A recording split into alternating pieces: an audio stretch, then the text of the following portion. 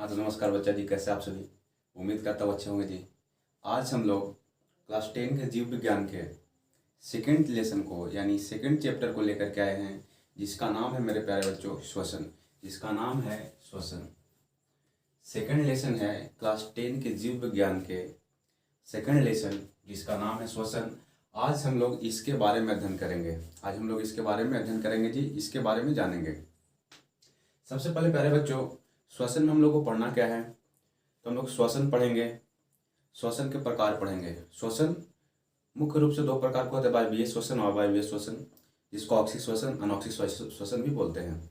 उसके बाद जंतुओं में श्वसन और पौधों में श्वसन, यही पढ़ना है हम लोगों को। तो आइए स्टार्ट करते हैं। सबसे पहले हम लोग जानेंगे श्वसन है क्या। सबसे पहले मेरे प्यारे बच्चों जानेंगे कि श्वसन है क्या, श्वसन किसे कहेंगे। तो आइए देखते हैं। तो श्वसन जो है वायुमंडल से। वायुमंडल क्या है सर? तो वायुमंडल जो हमारे आसपास खुला वातावरण है वो वायुमंडल है। तो वायुमंडल से ऑक्सीजन यानी O2, ऑक्सीजन को O2 बोलते हैं। तो ऑक्सीजन यानी O2 को शरीर के कोशिकाओं से, हमारे जो शरीर है प्यारे बच्चों वह छोटी छोटी कोशिकाओं से मिलकर बना है। हमारा जो शरीर है यानी किसी भी जंतु का शरीर, हमारा ही नहीं किसी भी जंतु का शरीर जो है, पादपों का शरीर छोटे छोटे कोशिकाओं के संयोग से बना है, यानी जुड़ने से बना है। तो वायुमंडल से ऑक्सीजन को शरीर के कोशिकाओं तक पहुंचाना। कहाँ तक पहुंचाना? तो शरीर के कोशिकाओं तक पहुंचाना, तथा शरीर के अंदर से, कहाँ से? शरीर के अंदर से निर्मित यानी शरीर के अंदर से बनने वाले कार्बन डाइऑक्साइड जो गैस है CO2 जिसको बोलते हैं, उसको बाहर निकालने की क्रिया जो होती है, उस प्रक्रिया को ही हम लोग श्वसन कहते हैं। श्वसन क्या है? तो वायुमंडल से ऑक्सीजन को शरीर के अंदर ग्रहण करना, तथा शरीर के अंदर से निर्मित कार्बन डाइऑक्साइड यानी CO2 को शरीर के बाहर निकालने की प्रक्रिया को हम लोग श्वसन कहते हैं। क्लियर? आगे जानेंगे। इस क्रिया में जब हम लोग श्वसन करते हैं मेरे प्यारे बच्चों, तो हम लोगों को क्या, किस चीज की प्राप्ति होती है? हम लोगों को ऊर्जा की प्राप्ति होती है। जब हम लोग श्वसन करते हैं तो हम लोग को ऊर्जा की प्राप्ति होती है। जब हम लोग भोजन करते हैं तो ग्लूकोज की प्राप्ति होती है। लेकिन जब हम लोग श्वसन करते हैं तो ऊर्जा की प्राप्ति होती है। श्वसन की क्रिया में किसका निर्माण होता है? तो श्वसन की क्रिया में ऊर्जा का निर्माण होता है। इसके पहले वाले लेसन में हम लोग पढ़े थे जैव प्रक्रम एवं पोषण। तो पोषण में बताए थे कि जब हम लोग भोजन ग्रहण करते हैं तो हम लोग को ग्लूकोज की प्राप्ति होती है। किसकी प्राप्ति होती है? ग्लूकोज की। लेकिन जब हम लोग श्वसन करते हैं तो उस क्रिया में ऑक्सीजन की प्राप्ति होती नहीं, ऊर्जा की प्राप्ति होती है। किसकी प्राप्ति होती है? ऊर्जा की प्राप्ति होती है। जब हम लोग मेरे प्यारे बच्चों भोजन करते हैं तो ग्लूकोज की प्राप्ति होती है। किसकी प्राप्ति होती है? ग्लूकोज की। लेकिन जब हम लोग श्वसन करते हैं यानी सांस लेते हैं तो हम लोगों को ऊर्जा की प्राप्ति होती है। अब देखिए, ग्लूकोज हमारे शरीर में पहले से मौजूद होता है, क्योंकि भोजन तो हम लोग कर चुके होते हैं।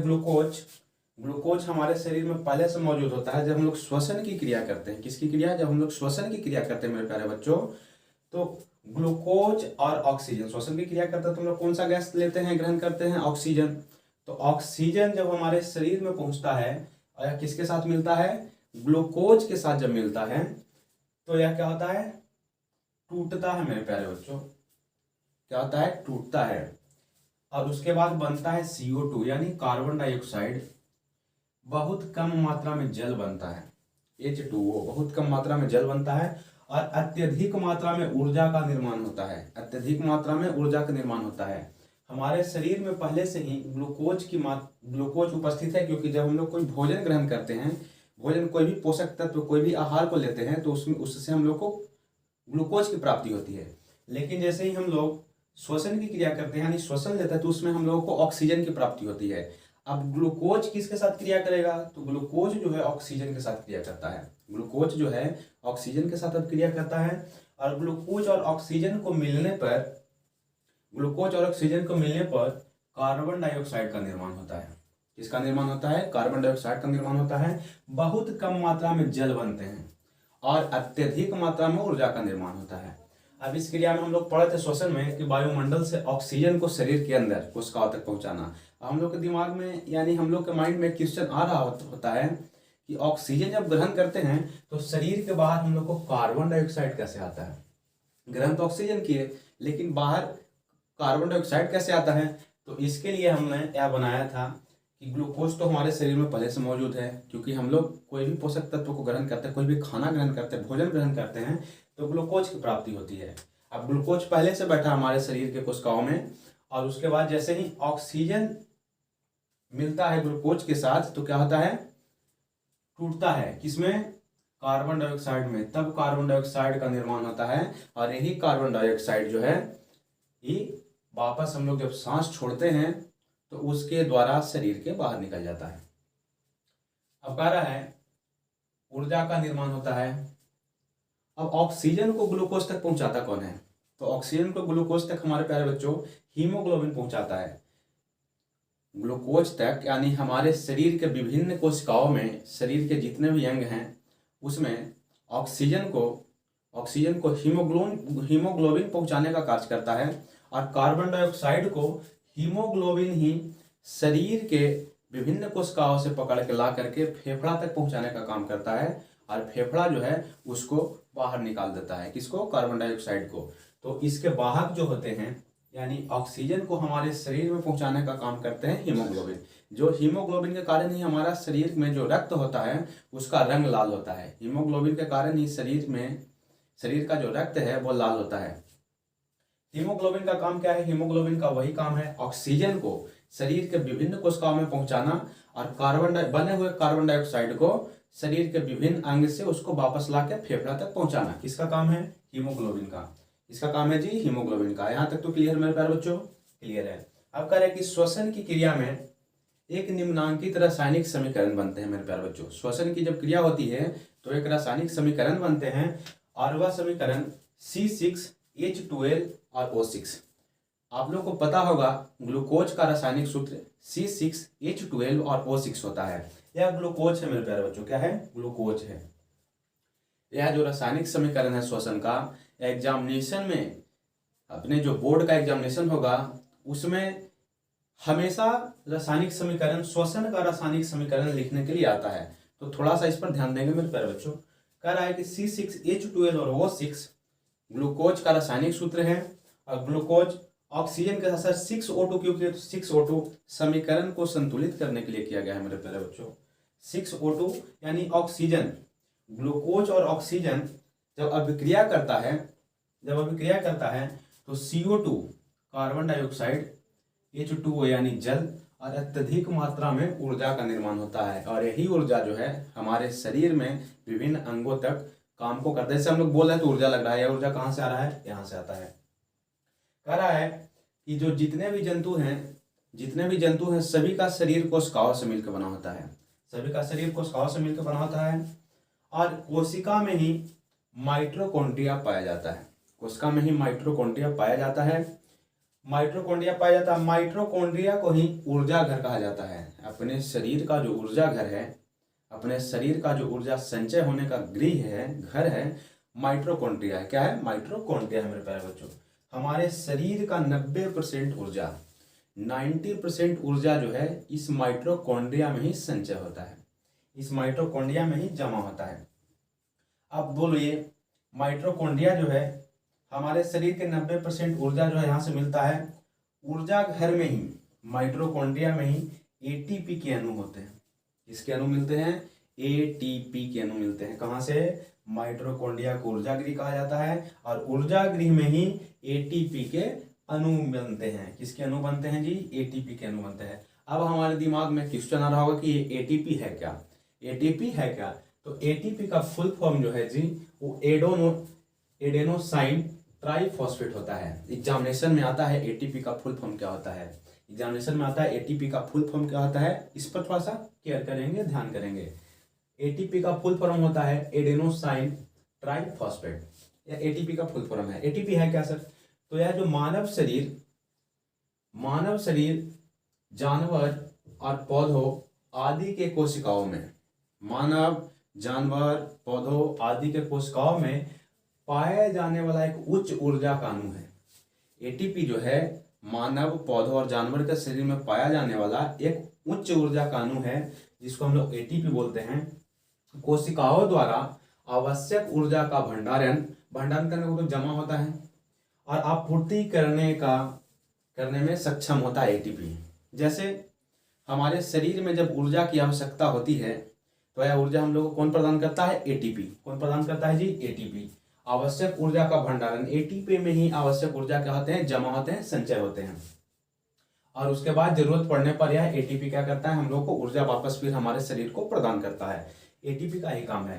कह रहे हैं कि श्वसन की जो क्रिया है मेरे प्यारे बच्चों, श्वसन की जो क्रिया है यह माइटोकॉन्ड्रिया में होती है। श्वसन की क्रिया कहाँ होती है? माइटोकॉन्ड्रिया में होती है। यह क्रिया फेफड़े के माध्यम से होती है। जब हम लोग सांस लेते हैं तो यह फेफड़े के माध्यम से होती है। एटीपी ही जो है हमारे शरीर के कोशिकाओं में, कौन? एटीपी जो है वो हमारे शरीर के कोशिकाओं में ऊर्जा का वाहक है। वाहक कहने का मतलब जरूरत के सामान को पूर्ति करता है, जरूरत पूर्ति करता है। हमारे शरीर के कोशिकाओं में ऊर्जा का वाहक है कौन? एटीपी। अब हम लोग जानेंगे श्वसन मुख्य रूप से दो प्रकार के होते हैं मेरे प्यारे बच्चों। श्वसन के प्रकार, एटीपी आपका क्लियर हो गया, श्वसन आपका क्लियर हो गया, श्वसन की क्रिया हमने क्लियर कर दिया है।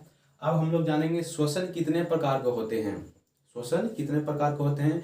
तो श्वसन जो है मेरे प्यारे बच्चों मुख्य रूप से दो प्रकार के होते हैं। एक अपना होता है वायवीय श्वसन और दूसरा होता है अवायवीय श्वसन। एक होता है वायवीय श्वसन, दूसरा होता है अवायवीय श्वसन। कहीं कहीं एग्जामिनेशन में कभी कभी वायवीय श्वसन को ऑक्सी श्वसन भी बोला जाता है। वायवीय श्वसन को ऑक्सी श्वसन भी कहा जाता है। कभी कभी एग्जामिनेशन में क्वेश्चन घुमा के दिया जाता है कंफ्यूज करने के लिए बच्चा लोग को, कि वायवीय श्वसन न लिख करके ऑक्सी श्वसन लिख दिया जाता है। इसमें घबराने की कोई बात नहीं है, घबराने की कोई बात नहीं है। वायवीय श्वसन का दूसरा नाम ऑक्सी श्वसन होता है। वायवीय श्वसन का दूसरा नाम ऑक्सी श्वसन होता है और दूसरा अपना है अवायवीय श्वसन। दूसरा है अवायवीय श्वसन, जिसको अनऑक्सी श्वसन बोलते हैं, जिसको अनऑक्सी श्वसन बोलते हैं। श्वसन दो प्रकार के, वायवीय श्वसन जिसको ऑक्सी श्वसन बोलते हैं और दूसरा अवायवीय श्वसन जिसको अनऑक्सी श्वसन बोलते हैं। अब जानेंगे वायवीय श्वसन है क्या और अवायवीय श्वसन है क्या। तो आइए देखते हैं जी, वायवीय श्वसन और अवायवीय। हाँ तो बच्चा जी, अब हम लोग वायवीय श्वसन और अवायवीय श्वसन के बारे में जानेंगे। वायवीय श्वसन जो है, वायवीय श्वसन को हम लोग ऑक्सी श्वसन भी कहते हैं। कहीं कहीं बुक में वायवीय श्वसन को ऑक्सी श्वसन भी कहा जाता है। एग्जामिनेशन में क्वेश्चन आएगा, क्वेश्चन आ सकता है वायवीय श्वसन न लिख करके ऑक्सी श्वसन और अनऑक्सी श्वसन, ऑक्सी श्वसन और अनऑक्सी श्वसन। तो वायवीय श्वसन क्या है?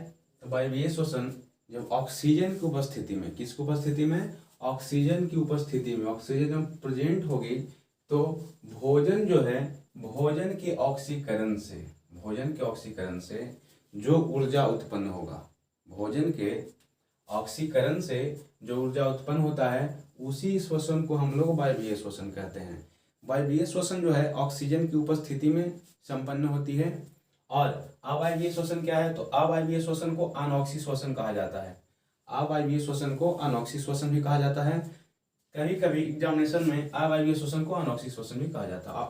ऑक्सीजन की अनुपस्थिति में, यानी बिना ऑक्सीजन के, ऑक्सीजन की अनुपस्थिति में होने वाली श्वसन को हम लोग बोलते हैं अवायवीय श्वसन यानी अनऑक्सी श्वसन।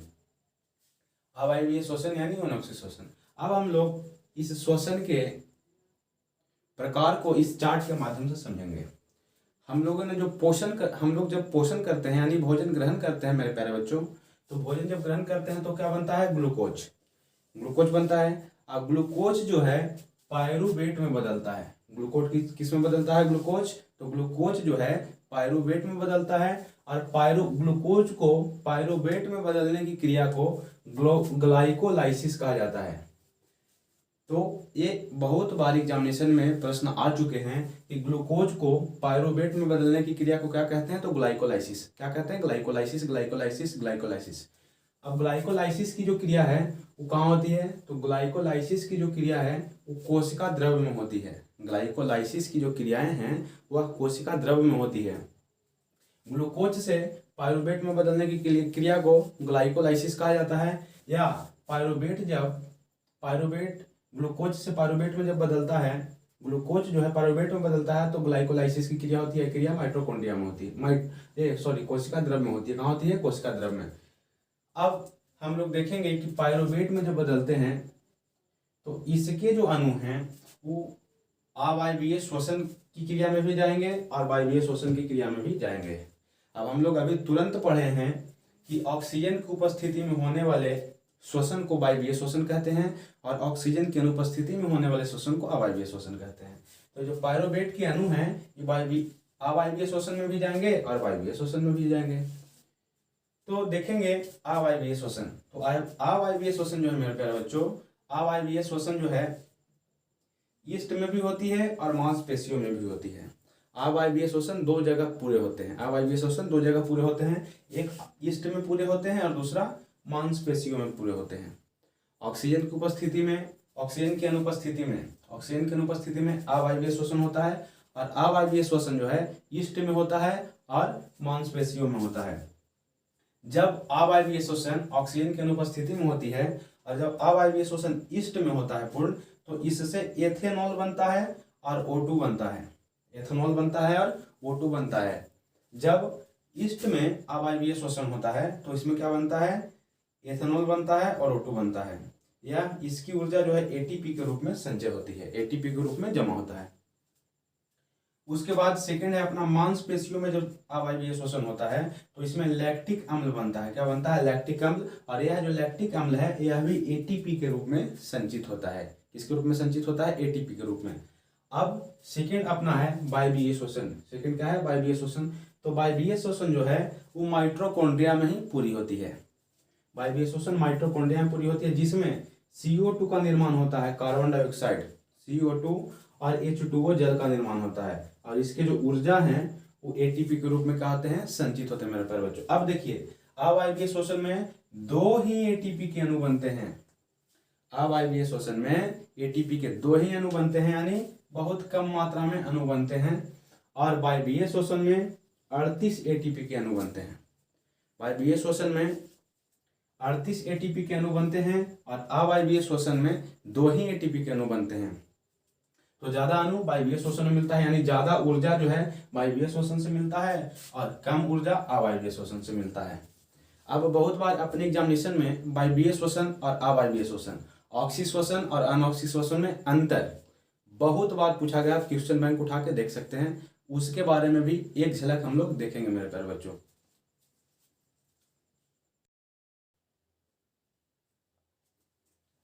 हाँ तो बच्चा जी अब हम लोग देखेंगे वायवीय श्वसन और अवायवीय श्वसन में अंतर।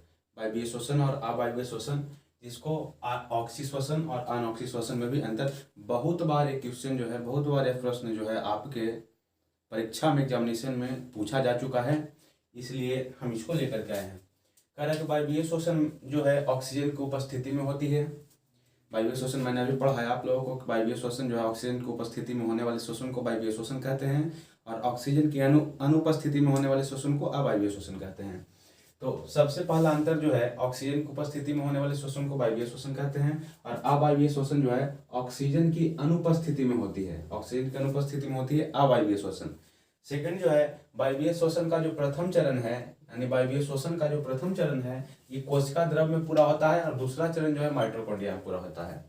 वायवीय श्वसन का प्रथम चरण कोशिका द्रव में पूरा होता है और उसका दूसरा चरण जो है माइटोकॉन्ड्रिया में पूरा होता है मेरे प्यारे बच्चों। जबकि अवायवीय श्वसन का जो पूरी क्रिया है वो कोशिका द्रव में ही पूरी होती है। अवायवीय श्वसन का जो पूरी क्रिया है वह कोशिका द्रव में ही पूरी होती है, लेकिन वायवीय श्वसन का प्रथम चरण कोशिका द्रव में और द्वितीय चरण माइटोकॉन्ड्रिया में पूरा होता है। यह था आपका दूसरा अंतर। तीसरा अंतर क्या है? तो वायवीय श्वसन में ग्लूकोज का पूर्ण ऑक्सीकरण होता है। वायवीय श्वसन में ग्लूकोज का पूर्ण ऑक्सीकरण करने का मतलब विखंडन होता है एवं कार्बन डाइऑक्साइड और जल का निर्माण होता है। वायवीय श्वसन में ग्लूकोज का पूर्ण ऑक्सीकरण होता है और जिसमें क्या होता है, कार्बन डाइऑक्साइड और जल का निर्माण होता है। जबकि अवायवीय श्वसन में ग्लूकोज का आंशिक ऑक्सीकरण होता है, आंशिक विखंडन यानी थोड़ा कम विखंडन होता है एवं पायरुवेट और एथेनॉल या लैक्टिक अम्ल का निर्माण होता है।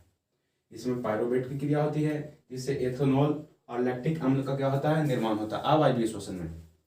आगे आया अपना वायवीय श्वसन में ज़्यादा ऊर्जा मुक्त होती है। 38 एटीपी के अणु मुक्त होते हैं वायवीय श्वसन में। वायवीय श्वसन में 38 एटीपी के अणु मुक्त होते हैं, लेकिन अवायवीय श्वसन में कम ऊर्जा मुक्त होती है। कहने का मतलब अवायवीय श्वसन में 2 एटीपी यानी 2 एटीपी के ही अणु मुक्त होते हैं। तो अवायवीय श्वसन की अपेक्षा वायवीय श्वसन में जो है ऊर्जा ज़्यादा मुक्त होते हैं। यह था अपना वायवीय श्वसन और अवायवीय श्वसन में अंतर। अब आगे हम लोग देखेंगे पौधों में श्वसन। आगे हम लोग पढ़ेंगे पौधों में श्वसन मेरे प्यारे बच्चों। तो देखते हैं पौधों में श्वसन को। हाँ तो बच्चा जी, हम लोग पौधों में श्वसन पढ़ेंगे और पौधों में जो श्वसन है वह पौधों में श्वसन की जो क्रिया पाई जाती है उस क्रिया को विसरण बोलते हैं हम लोग। पौधों में श्वसन की विसरण क्रिया पाई जाती है। पौधों में श्वसन जो है विसरण क्रिया द्वारा पूर्ण होती है। पौधों में जो श्वसन होता है वह विसरण क्रिया द्वारा पूर्ण होती है। पौधे जो है अपना श्वसन की क्रिया, पौधे जो श्वसन करते हैं तो हम लोग का श्वसन करने का श्वसन अंग फेफड़ा है। श्वसन अंग फेफड़ा है हम लोग का, लेकिन श्वसन द्वार जो है नाक, हम लोग नाक से सांस लेते हैं, मुंह से सांस लेते हैं, है ना, जंतु। लेकिन पौधे जो है अपना सांस पत्तियों द्वारा, तनों द्वारा और जड़ों के द्वारा ग्रहण करते हैं। कह रहा है कि पौधे अपना श्वसन की क्रिया पत्तियों, तना एवं जड़ के छोटे छोटे छिद्र द्वारा पूर्ण करते हैं। पौधे जो है अपने श्वसन की क्रिया, जैसे हम लोग अपने श्वसन की क्रिया फेफड़ा के द्वारा पूर्ण करते हैं, लेकिन श्वास यानी ऑक्सीजन हमारे शरीर में नाक के द्वारा जाता है, नासिका द्वार के द्वारा जाता है। उसी प्रकार पौधे जो है अपना श्वसन की क्रिया पत्ती, तना एवं जड़ के छोटे छोटे छिद्रों द्वारा पूर्ण करते हैं। पौधों में पत्तियों के छोटे छोटे छिद्र पाए जाते हैं। जब हम लोग पत्ती को देखेंगे पौधा का तो ऐसे दिखता नहीं, उसमें माइक्रोस्कोप से देखेंगे तब पता चलेगा। लेकिन पौधों में क्या होते हैं, छोटे छोटे छिद्र पाए जाते हैं मेरे प्यारे बच्चों। उन छोटे छोटे छिद्र को रंध्र बोलते हैं। क्या बोलते हैं उसको? रंध्र बोलते हैं। इंग्लिश में अस्टोमाटा बोला जाता है उसको। इंग्लिश में अस्टोमाटा बोला जाता है, हिंदी में रंध्र बोलते हैं। तो जो पत्तियों में छोटे छोटे छिद्र होते हैं उनको रंध्र कहा जाता है। और इसी रंध्र के द्वारा क्या है, पत्तियां कार्बन डाइऑक्साइड को ग्रहण करती है और ऑक्सीजन को छोड़ती है। इस रंध्र का 2 कार्य है। पत्तियों में इस रंध्र का 2 कार्य है। पहला है गैसों का विनिमय, यानी कि गैस का आदान प्रदान, गैसों का विनिमय यानी गैस का आदान प्रदान करना। और दूसरा इनका काम है बाष्पोत्सर्जन। बाष्पोत्सर्जन कहने का मतलब जल के बाष्प के रूप में उत्सर्जन, यानी कि आवश्यकता से ज़्यादा अगर जब जल पेड़ पौधों को मिलते हैं तो बाष्पोत्सर्जन की क्रिया होती है, यानी आवश्यकता से अधिक जल को रंध्र के द्वारा बाहर निकाल दिया जाता है। तो रंध्र का 2 कार्य है। पहला गैसों का आदान प्रदान, यानी कार्बन डाइऑक्साइड ग्रहण करते हैं पत्तियों के रंध्र द्वारा पौधे और ऑक्सीजन बाहर छोड़ते हैं। लेकिन उनका एक और काम है जो बाष्पोत्सर्जन, जल का बाष्प के रूप में उत्सर्जन बाष्पोत्सर्जन कहलाता है। कार्य के अत्यधिक जल का निष्कासन पौधे के ताप को नियमित रखता है। अधिक जल का निष्कासन पौधे के ताप को क्या रखता है, नियमित रखता है। उसको उनका जो टेम्परेचर है पौधों का उसको क्या करता है, इक्वेशन बना कर रखता है, बराबर रखता है। कह रहा है कि तनों में श्वसन, पौधों में भी हम लोग बताया आपको कि पौधों में जो है श्वसन पत्तियों द्वारा, तनों द्वारा और जड़ के द्वारा पूर्ण होती है। तो कह रहा है कि पत्तियों में तो रंध्र के द्वारा श्वसन की क्रिया पूरी हुई। अब तना में यानी तनों में, तो तनों में बात रंध्र के द्वारा, तना में बात रंध्र पाए जाते हैं, छोटे छोटे छिद्र होते हैं, उसके द्वारा पौधे अपना श्वसन की क्रिया पूर्ण करते हैं। जबकि जड़ में जो है, जड़ में श्वसन की क्रिया मूल रोम के द्वारा करते हैं। देखे होंगे जड़ में छोटे छोटे रेशे जैसे रचना होती है, उसको हम लोग मूल रोम कहते हैं। और पौधे जब जड़ से श्वसन की क्रिया करते हैं तो उसमें मूल रोम के द्वारा किया जाता है। कारण कि पौधों में श्वसन की क्रिया मंद गति से होती है। पौधे जो श्वसन करते हैं, जैसे हम लोग श्वसन की क्रिया तेजी से करते हैं, लेकिन हम लोग की अपेक्षा पौधे जो है श्वसन की क्रिया मंद गति यानी धीरे धीरे करती है। उसके बाद एक पॉइंट है आपका आता है कि पौधे जो है दिन में, क्योंकि प्रकाश संश्लेषण की क्रिया करते हैं पौधे, तो प्रकाश संश्लेषण की क्रिया में पौधों को क्या आवश्यकता है, CO2 कार्बन डाइऑक्साइड। तो पौधे दिन में क्या करते हैं, कार्बन डाइऑक्साइड को ग्रहण करते हैं और ऑक्सीजन को बाहर निकालते हैं। क्योंकि प्रकाश संश्लेषण की क्रिया के लिए हम लोग पढ़े हैं कि प्रकाश संश्लेषण की क्रिया में पौधों को क्लोरोफिल, कार्बन डाइऑक्साइड, जल और सौर ऊर्जा यानी सूर्य के प्रकाश की आवश्यकता होती है। तो दिन में जो है पौधे कार्बन डाइऑक्साइड यानी CO2 को ग्रहण करते हैं, ऑक्सीजन को बाहर निष्कासित करते हैं। लेकिन रात में प्रकाश संश्लेषण की क्रिया नहीं होती है। तो पौधे रात में पौधे भी मनुष्य की तरह यानी जंतुओं की तरह ऑक्सीजन ही ग्रहण करने लगते हैं और CO2 यानी कार्बन डाइऑक्साइड को ही बाहर निकालते हैं। इसलिए कहा गया है कि रात के समय में पेड़ पौधे के नीचे नहीं सोना चाहिए। पेड़ पौधे के नीचे सोने से क्या होता है कि आपको सांस लेने में तकलीफ आएगी, क्योंकि आप भी ऑक्सीजन ग्रहण कर रहे हैं, पेड़ पौधे भी ऑक्सीजन ग्रहण कर रहे हैं। तो यह था अपना पौधों में श्वसन।